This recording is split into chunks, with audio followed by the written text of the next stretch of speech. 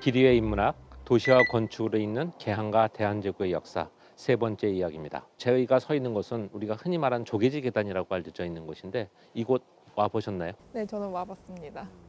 오셨을 때 어떻던가요? 이 계단이 이렇게 인상적이셨나요 혹시? 이 계단 기준으로 약간 분위기가 다르다는 걸 느꼈는데요. 그렇죠. 사실 이제 조개지 계단 그러면은 보통 어디 새로운 지역에 들어간 입구나 끝, 네. 막 그 경계를 형성하는 곳일 거라고 생각이 드는데 이곳은 경계를 형성한다는 의미의 조개지 계단은 아니고요. 네. 이 조개지 이 지역에서 거의 가장 중심적인 위치에 있는 계단, 뭐 아마 이런 의미입니다. 그런데도 불구하고 이것을 조개지를 경계라고 생각하는 이유는 저로부터 그 왼쪽에는 일본 조개지, 예, 오른쪽에는 그 청국 조개지가 위치해 있기 때문에 일본과 청국의 경계를 나누기 때문에 그렇습니다. 사실은 이 조개지 이 계단으로부터 지금 보면 언덕이 져 있는데 이 언덕진데 올라가면은 이 청국 조개지인데 청국 조개지로 들어가 보면은 이제 그 유명한 이제 맛집들도 많이 있고 그렇지만은 길이 반듯하지 않아요. 그렇죠? 그런데 일본 조개지 같은 경우 가면은 이 길이 비교적 반듯하고 양쪽 건물들도 질서정연합니다. 이러한 두 천국 조개제, 중국 조개제 거리의 풍경을 보면은 우리가 무슨 생각을 하게 될까요? 일본이 훨씬 더 정돈되고 잘 살고 뭔가 깨끗한 나라 이미지를 갖고 우리가 중국 사람들에 대해 갖고 있는 약간 왜곡된 이미지가 있잖아요. 그 왜곡된 이미지를 연상시킬 것입니다. 그리고 정확하게는 모르겠지만 일본인과 청국인들 중에서 이 조개지의 주인은 일본이었나 보다라는 생각을 하는데 전혀 이상할 게 없죠. 그렇죠. 사실은 그렇지 않습니다. 여기가 조개지가 구성될 때 인천의 그 개항이라는 것은 일본을 향한 개항이라기보다는 서양을 향한 개항이었고요. 그다음에 이것이 이제 일본만을 위한 조개지가 아니라 세계 여러 나라 사람들이 함께 쓰는 각국 조개지 뭐 이런 성격이 강했기 때문에 여기에서 사는 사람들은 자체적으로 자치회를 형성했었어요. 재물포구락부가 그 자치회에서 만든 그들의 클럽하우스 같은 거고요. 근데 우리가 그러한 역사에 대해서 모르고 그냥 보니까 전체 물리적으로 중심을 차지하고 있네. 그리고 그 가운데는 중구청이 옛날 공사관터였대. 라고 하는 팩트만 가지고 마치 과거의 역사도 그랬을 거라고 지레짐작을 하는 거죠. 여기 보시면 우리 이제 천국 조개지를 향하고 있는데요. 이 조개지라는 것은 원래 이제 외국이 어느 나라에 가가지고 자기들이 일정한 기간 동안에 일정한 자치권을 확보하면서 자유롭게 살 수 있는 공간을 확보하는 거잖아요. 그런데 사실은 여기 이 지금 조개지 지역 안에는 그러면 일본 조개와 천국 조개와 서양인들의 각국 조개지가 있는데 그러면 그들이 여기서 각각의 작은 그들의 소사이어티를 형성하면서 살았어야 될 것 같은데 흥미로운 것은 중국 조개지에는 지금 보시는 이 화교 학교가 있어요. 학교가 있는데 일본 조개지에는 학교가 없습니다. 각국 조개지도 없고. 그 얘기는 뭐냐면 천국은 여기에 자기들의 집단 커뮤니티를 형성하겠다는 의지가 있었던 거죠. 그럼 일본인들은 없었을까요? 있었을 것 같아요. 있었겠죠. 땅이 꽤 있으니까. 근데 보면은 사실 일본의 학교는 요 조개지 안에 있는 것이 아니라 조개지 바깥에 있습니다. 사실 우리가 인천을 이야기할 때 조개지가 근대 인천의 전부인 거라고 이해를 하는데 사실은 인천 조개지가 이야기하는 인천의 근대사가 하나가 있고요. 그다음에 인천에 와보신 분들은 많이 듣는 얘기 중에 하나가 배달이라는 지역이 있어요. 여기 언덕 넘어가면 동인천역 있는 곳인데 거기는 주로 한인들이 많이 살았는데 그 배다리와 이곳 사이에는 흔히 잡거지라고 해서 한인과 중국인과 일본인과 서양인들이 섞여 사는 지역. 그 지역에 학교도 있고 종교시설도 있고 그리고 그렇다면 이 일인들이나 다른 사람들의 조개지는 어떤 것이냐 주로 비즈니스를 하는 것이죠. 그런데 이 천국 조개지만 학교가 있으니까 자체적인 삶이 구성되는 공간이었다라고 보시면 됩니다. 그러니까 성격이 좀 다른 거죠.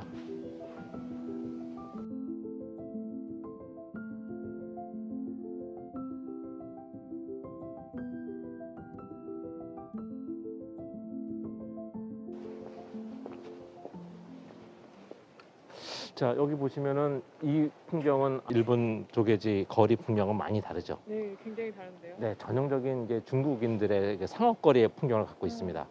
우리가 이제 구릉지가에서 사방으로 펼쳐지다 보니까 뭔가 정리되지 않은 듯해 보이지만 이 정도의 그 2층 상가가 쫙 줄지어 있었던 얘기는 여기에 상권이 당시에 꽤 번화했다라는 것을 보여주고요. 여기 있는 중국집 중에서 특히 저기 풍미라든지 저런 중국집 같은 경우는 직접 중국인이 운영을 하면서 많은 사람들한테 아주 인천 오면 맛볼 수 있는 오리지널 중국 음식, 그것이 아주 상징적인 장소 중에 하나였습니다.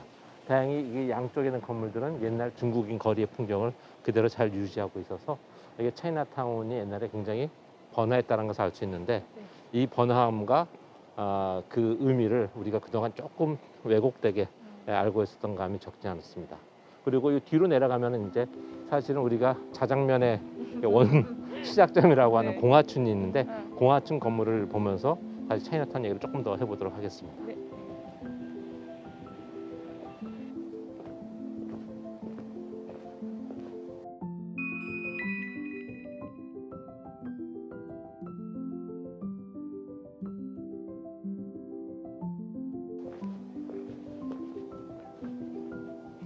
네, 지금 우리가 도착한 것은 이 공화춘이라고, 이게 지금은 짜장면 박물관이라고 되어 있네요. 네. 사실은 이제 인천에서 짜장면이 제일 처음 시작된 곳이 바로 이 공화춘이다라는 이제 전설 같은 얘기가 있는데, 정확하게 사실 확인하기는 어렵지만 아마 대충 인천이 제일 먼저 생겼을 거다라고 하는 데서는 뭐 다들 동의하고 있는 것 같아요. 이 건물은 바깥의 모습만 보면은 덕수궁 안에 정관원이라든지 중명전이라든지 그 벽돌조 건물들이 있어요. 잘 보면은 그 건물들과 유사한 점이 꽤 많습니다. 그리고 사실 이 건물뿐만 아니라 서울에 가면 이제 우리가 잘 찾지 않는 곳이긴 하는데, 삼청동 깊은 곳에 가면은 이제 번사창이라는 옛날에 무기 만들던 그런 공장이 건물이 한 동이 남아 있어요. 그게 이제 중국에 파견되었던 영선사의 일원이 중국의 천진에 있는 무기 제조창을 보고 와서 지었는데, 그게 천국의 벽돌조 짓는 것 방식으로 지은 거거든요. 이게 그런 유사하다는 얘기는, 사실은 우리나라는 벽돌로 집을 짓는 것에 익숙하지 않아요. 아주 조금씩 쓰기 시작했는데 중국은 굉장히 많이 썼기 때문에, 사실은 그 당시에 조선 후기에 우리나라에 지은 벽돌은 사실은 초기에는 일본의 영향이나 서양의 영향보다는 중국의 영향으로 많이 지어졌고, 그래서 경복궁이나 덕수궁 안에 있는 벽돌조 건물들은 오히려 천국의 영향이 많습니다. 그래서 요 외관은 그런 것을 연상해서 보시면 좋고요. 그다음에 안에 들어가셔서 짜장면의 역사도 보시지만, 이 안의 공간 구조가 일반적인 우리나라에서 볼 수 없는 중정과 그런 모습을 갖고 있어요. 그러니까 중국집의 공간 구조를 갖고 있기 때문에 그런 모습을 보시는 것도 이 집을 보는 또 다른 매력이라고 할 수가 있습니다.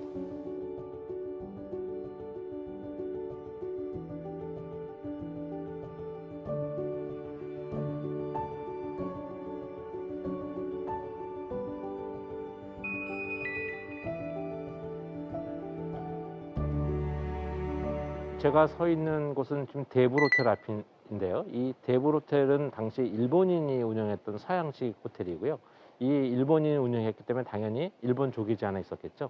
이 앞에 있는 거리가 당시에 개항과 일제강점기를 거치면서 가장 번화가였던 그 혼맛지라고 하는, 우리말로 하면 본정통이 있었던 것입니다. 그 일제강점기에 그 전국의 주요 도시에는 다 혼맛지라는 이름이 붙어 있는 거리가 있어요. 그 거리의 공통점은 일본인들의 상업 중심 거리라고 할 수가 있습니다. 그래서 오늘 일본 조개지에서 보게 될 주요한 건물들, 이 대불호텔을 비롯해서 제1은행, 18은행, 58은행 전부 이 거리에 면해 있습니다. 여기가 가장 중심 번화가였다는 얘기겠죠. 자, 지금 보고 있는 이 건물은 사실은 그 재건된 겁니다. 이게 오랫동안 비어 있었는데요. 이것을 이제 발굴해 보니까 이 대불 호텔의 지하층 유구가 잘 발견이 됐어요. 그래서 사진은 이미 익히 알려져 있었고, 그래서 이제 인천의 근대 도시를 재생하는 프로젝트를 이야기할 때 언제 이 대불 호텔을 복원하느냐가 굉장히 중요한 과제였는데, 결국은 이제 복원이 돼서 이게 생활사 박물관이 됐죠. 이 대불 호텔이 지어지고 번창하고 소멸되어 내가는 가능은 인천의 성장사의 한 시기를 장식합니다. 왜냐면 이 호텔이 들어선 이유는 쉽게 짐작하시겠죠. 1883년에 개항을 하고 나면은 많은 서양 사람들이 배를 타고 들어올 텐데, 도착하자마자 곧바로 서울로 들어갈 수 있는 상황이 아니었기 때문에 이제 그쵸, 숙소가 필요하죠. 많은 사람들이 일단 인천에 와서 세관과 통해서 이제 이 땅을 밟아야 되고, 그다음부터 여기서 다시 서울로 가야 되는데 어떻게 갔을까요? 걸어가든지 마차를 타고 가든지 뭐 말을 타고 이래야 되다 보니까 긴 여정이죠. 그러니까 일단 짐을 풀고 여기서 휴식을 취한 다음에 떠나야 되다 보니까 이 호텔이 잘 될 수밖에 없었죠. 그리고 이제 당시에 2층 건물은 제일 높았었을 테니까.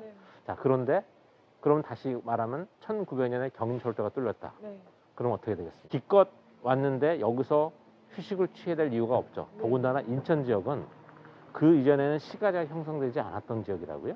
그 얘기는 이 근처에는 크게 즐길 만한 거리가 없었다는 얘기죠.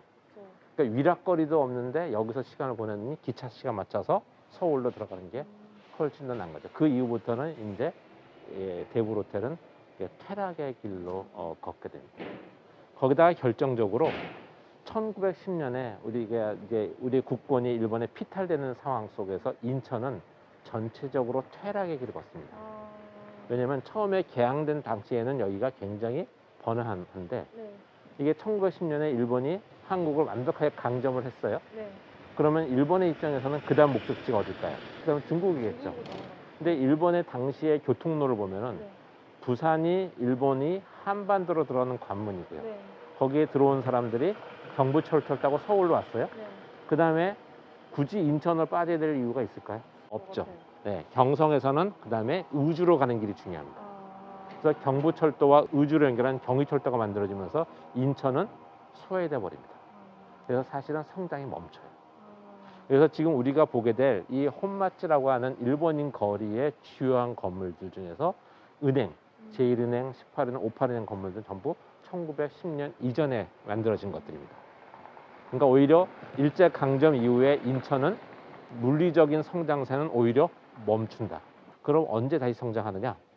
이게 일본이 중일전쟁을 일으키면서 전선이 중국 깊숙이 들어갔을 때 서해만 건너면 바로 중국이라는 그런 지리적인 강점 때문에 인천이 다시 번성하게 되는 거죠. 그래서 이 대부호텔은 그런 측면에서 보면은 인천의 흥과 망과를 함께 보여주는 그런 건물이라고 할 수가 있습니다. 시대를 다 담고 있네요. 그렇죠. 지금 이것이 다시 살아났다는 얘기는 이제 우리의 근대사를 다시 들여다보는 또 다른 계기가 마련되었기 때문이라고 생각합니다. 일본인의 상업거리를 걷고 있는 건데요. 지금 보면 주변에 이제 2층 건물들이 아직도 많이 남아 있죠. 이 2층 건물들은 사실은 그 내면 바깥은 많이 바뀌었지만 그 내면의 모습은 일제 강점기 때 목조 건축의 틀을 유지하고 있는 곳이 많습니다.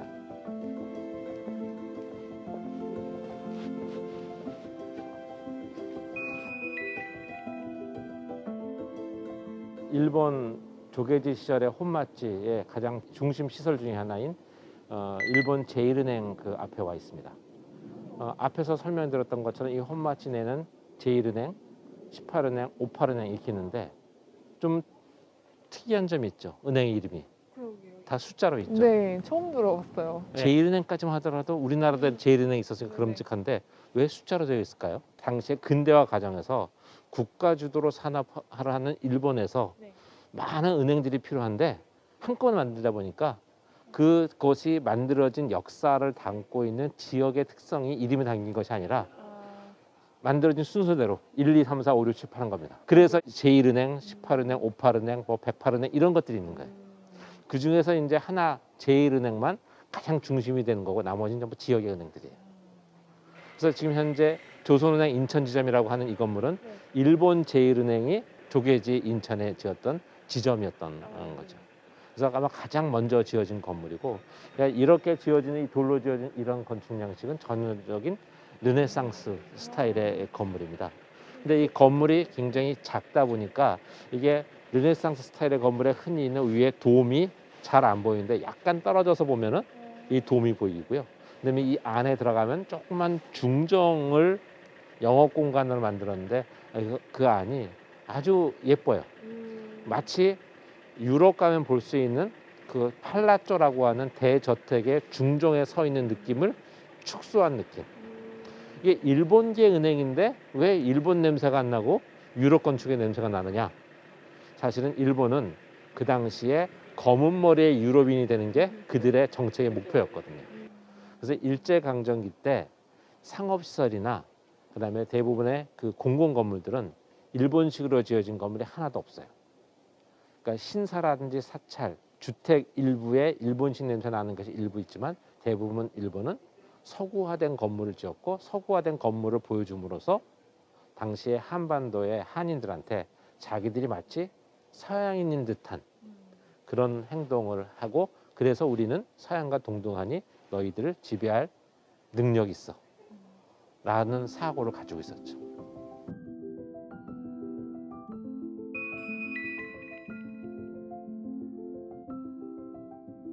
여기가 근대기 은행 건물 중 가장 오래됐다는 건물인 걸로 알고 있는데 좀 설명해 주시겠어요? 이 건물이 1890년에 지어졌으니까 사실은 경인철도가 놓여지기 전에 굉장히 빨리 진출한 거죠.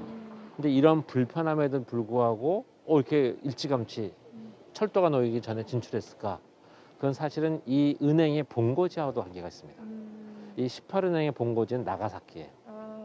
나가사키는 일본에서도 일찌감치 일본이 쇄국 정책을 할 때도 나가사키는 문호를 개방해서 네덜란드랑 교역을 했던 곳이잖아요. 그래서 이 나가사키는 그 상업적인 역할이 굉장히 컸던 도시입니다. 그래서 지리적인 여건도 있고 그래서 이 나가사키의 18은행이 지금도 있는데 우리나라 전국에 가장 많은 지점을 아주 공격적으로 마케팅을 했기 때문에 여기서 일본 정부가 여기에 먼저 들어오기 전에 상업적인 성격이 강한 18은행이 먼저 들어온 거죠.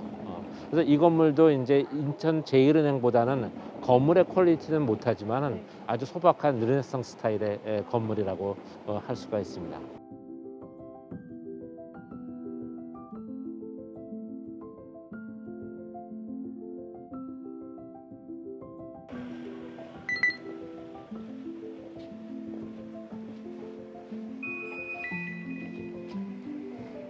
이 건물은 지금까지 봤던 건물들이랑 약간 입구가 다른 것 같은데 이게 좀 뭐 차이점이 있나요? 그렇죠. 앞에서 봤던 두 은행 건물 같은 경우는 거래면에서 입구가 있고 전체 건물의 중앙에 있었는데 이 건물은 비스듬하겠죠. 이게 삐딱한 사람이 설계하지도 않았을 텐데요, 그렇죠? 네. 사실은 이 건물 같은 경우는 이제 바라보는 방향이 이쪽이죠. 예, 전체적으로 이게 전체가 여기가 마치 중심이라 생각하니까 이 건물이 좀 이상해 보이는데 전체 이 인천 지역이 이제 성장하면서 보면은 바라보는 오른쪽이 굉장히 번화가고요. 그다음에 이쪽에 이제 건물이 가려져 있습니다. 이 건물이 없다고 치면은 사실 이 건물은 이쪽에 진행 방향에서 올 때 굉장히 잘 보이는 것이죠. 그리고 코너에 입구를 둔다는 것은 이렇게 양방향에서 이 건물의 존재를 드러내게 하는 그런 목적도 있습니다. 자, 일반적으로 이제 고전주의 건축이라고 하면 르네상스풍의 고전주의는 원래 고대 그리스나 로마 것에 기본을 두고 그다음에 15, 16세기에 이탈리아 로마를 중심으로 퍼졌던 건데 사실 그때의 양식이 500년 뒤에 전혀 유럽의 역사적 맥락과 달리하는 한반도에서 지어졌다고 할 때 똑같은 형식으로 지어질 수 있을까요? 사실 그러긴 어렵거든요. 그래서 전체적으로 풍은 고전주의 건축의 르네상스 풍이지만 실제로 이걸 구현하는 것은 이것저것 굉장히 많이 달라서 양식을 정확하게 정하기는 어려운데 이 건물 같은 경우는 이게 자신이 어디를 향해야 되는 데는 자기 의지가 좀 드러난 거예요. 그러니까 길에 있으면 당연히 센터에 중앙에 입구가 있어야지 라고 하는 전통적인 규범에서 벗어나서 이게 어디 도시의 어디를 향해서 있는 것이 자기의 장사에 유리할까, 그러니까 내 얼굴을 어디로 돌릴까, 이 생각을 가지고 지어졌다고 보시면 이 건물이 유난히 다른 건물보다 입구가 멋있잖아요. 그리고 1층과 2층의 관계도 뭔가 힘을 줬죠. 예, 이 안에 들어가면은 이제 내부에 은행 객장을 구성하는 방식도 다른 그런 뭔가를 차별화한 듯한 그런 모습의 외관과 공간을 확인할 수 있습니다.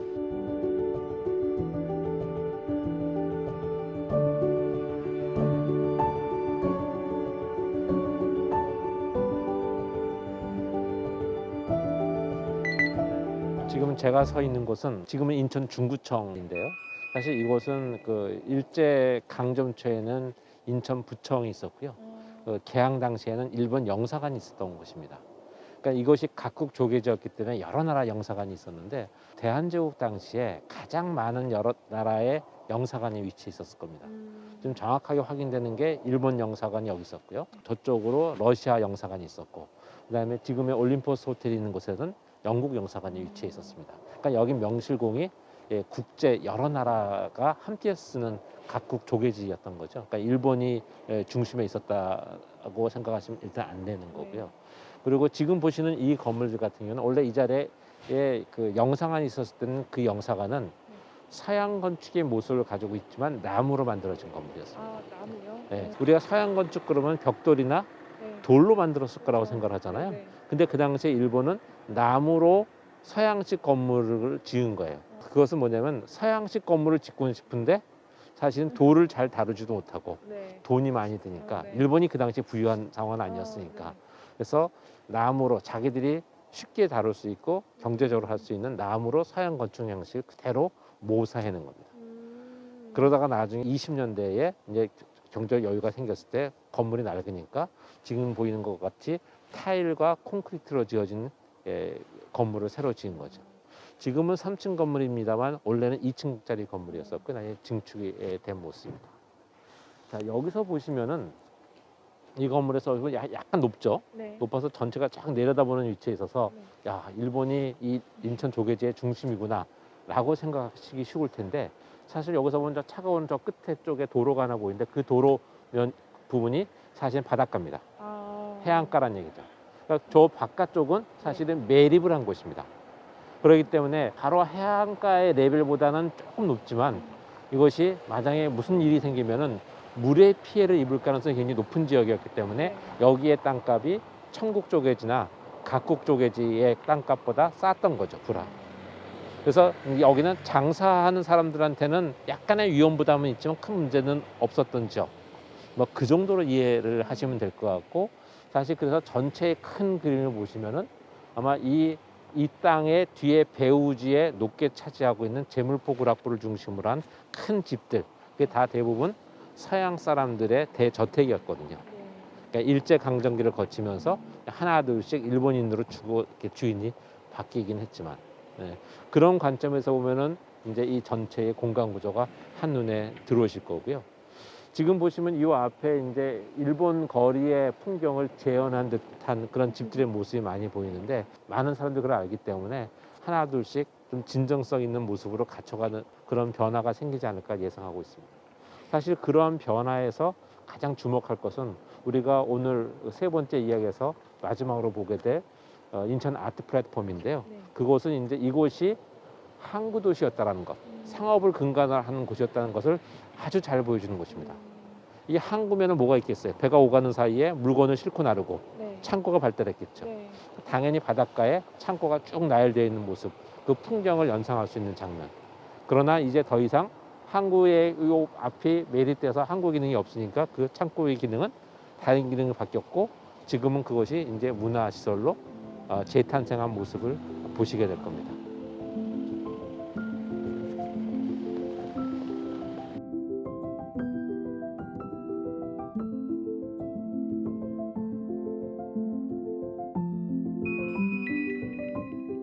이제 우리는 그 기리의 인문학 세 번째 이야기의 마지막 장소에 와 있습니다. 지금 저희가 서 있는 곳은 현재 가장 최근까지 대한통운 창고로 쓰였던 창고인데요. 이 창고는 대한통운이라는 개항 초에 그다음에 일제 강점기를 거치면서 이곳이 항구였던 시절에 지어진 창고 건물입니다. 지금 우리가 그냥 조개지를 그냥 오게 되면 조개지에서는 양식 건물만 주로 보게 되는데 사실 지금 현재 아트 플랫폼이라고 하는 이 거리의 이 창고군들은 이곳이 항구 도시였구나 라는 것을 우리가 피부로 그다음에 시각적으로 충분히 느낄 수 있는 곳입니다.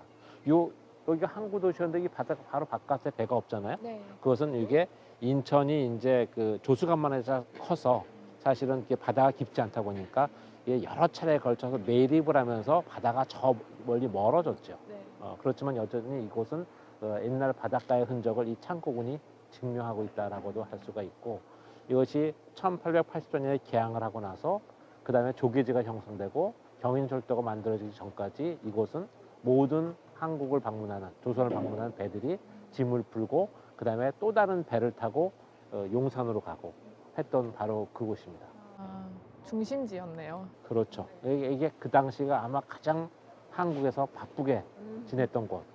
그러다가 일제 강점이 되면서 이제 운명이 바뀌긴 하지만 그러다가 이제 불행하게도 1937년에 중일 전쟁이 일어나면서 이곳은 또 다른 의미에서 바빠집니다. 중국 전선을 지원하는 군사적인 성격이 강화되기 때문에.